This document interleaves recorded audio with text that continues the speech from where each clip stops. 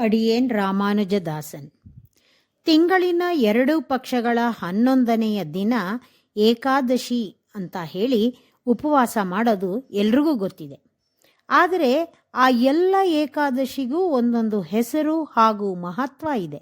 ಏಕಾದಶಿ ವ್ರತಾಚರಣೆ ಮಾಡುವ ವಿಧಾನ ಹೇಗೆ ಅಂದರೆ, ಏಕಾದಶಿಯ ಹಿಂದಿನ ದಿನ ಅಂದರೆ ದಶಮಿಯ ದಿನ ರಾತ್ರಿ ಸಾತ್ವಿಕ ಫಲಾಹಾರವನ್ನು ಸ್ವೀಕರಿಸಿ, ಮರುದಿನ ಅಂದರೆ ಏಕಾದಶಿಯ ದಿನ ಬೆಳಗ್ಗೆ ಎದ್ದು ಸ್ನಾನಾದಿ ನಿತ್ಯಕರ್ಮಗಳನ್ನು ಮುಗಿಸಿ ಭಗವದ್ ಆರಾಧನೆ ಮಾಡಿ ಆ ದಿನ ನಿರಾಹಾರವಾಗಿ ಇದ್ದು ರಾತ್ರಿ ಜಾಗರಣೆ ಮಾಡಬೇಕು.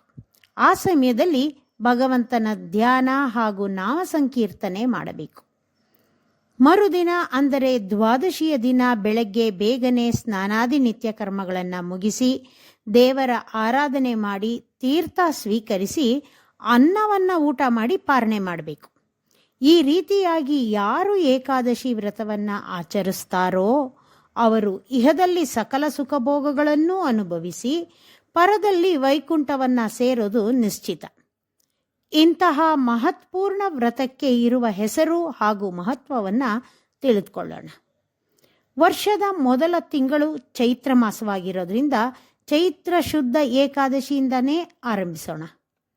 ಚೈತ್ರ ಶುದ್ಧ ಏಕಾದಶಿಯನ್ನ ಕಾಮದ ಏಕಾದಶಿ ಅಂತ ಕರೀತಾರೆ. ಕಾಮದ ಅಂದರೆ ಬಯಸಿದ್ದು ಅಂತ. ಹಾಗೆ ಬಯಸಿದ್ದನ್ನು ಕೊಡುವ ಏಕಾದಶಿ ಈ ಕಾಮದ ಏಕಾದಶಿ. ಈ ಏಕಾದಶಿಗೆ ಒಂದು ಕತೆ ಉಂಟು.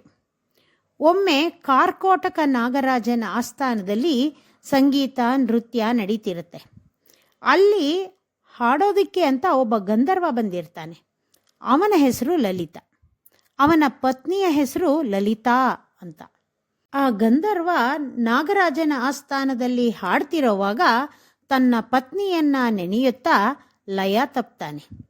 ರಸಾನುಭವಕ್ಕೆ ಭಂಗ ಬಂದಿದ್ರಿಂದ ಕೋಪಗೊಂಡ ನಾಗರಾಜ ಆ ಗಂಧರ್ವನಿಗೆ ರಾಕ್ಷಸನಾಗಿ ಹೋಗು ಅಂತ ಶಾಪ ಕೊಡ್ತಾನೆ. ನಾಗರಾಜನ ಶಾಪದಿಂದ ಸುಂದರವಾಗಿದ್ದ ಗಂಧರ್ವ ಭಯಂಕರ ಸ್ವರೂಪಿಯಾಗಿ ಹೋಗ್ತಾನೆ. ರಾಕ್ಷಸನಾಗಿ ಭೂಲೋಕಕ್ಕೆ ಬಂದು ಕಾಡು ಮೇಡು ಅಲಿತಿರ್ತಾನೆ. ಅವನ ಜೊತೆ ಅವನ ಹೆಂಡತಿ ಲಲಿತಾ ಕೂಡ ಭೂಲೋಕಕ್ಕೆ ಬಂದಿರ್ತಾಳೆ.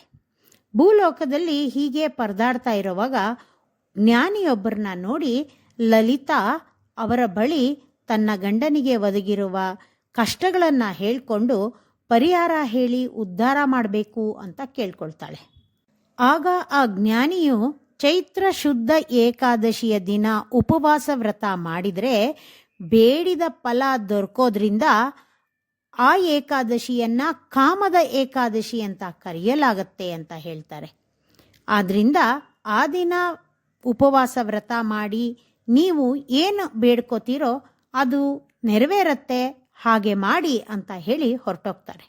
ಅಂದಿನಿಂದ ಲಲಿತಾ ಚೈತ್ರ ಮಾಸದ ಆಗಮನವನ್ನೇ ನಿರೀಕ್ಷಿಸ್ತಾ ಇದ್ದು ಅದು ಬಂದ ದಿನ ಕಾಮದ ಏಕಾದಶಿ ವ್ರತ ಮಾಡಿ ತನ್ನ ಗಂಡನಿಗೆ ಮತ್ತೆ ಗಂಧರ್ವ ರೂಪ ಬರೋ ಹಾಗೆ ಮಾಡ್ತಾಳೆ. ನಂತರ ಪತಿ ಪತ್ನಿ ಇಬ್ಬರು ಸಂತೋಷದಿಂದ ಗಂಧರ್ವ ಲೋಕಕ್ಕೆ ಹಿಂತಿರುಗುತ್ತಾರೆ. ಆದ್ದರಿಂದ ಚೈತ್ರ ಶುದ್ಧ ಏಕಾದಶಿ ವ್ರತ ಮಾಡುವವರಿಗೆ ಬೇಡಿದ್ದು ಸಿಗತ್ತೆ. ಶ್ರೀಮತೆ ರಾಮಾನುಜಾಯ ನಮಃ.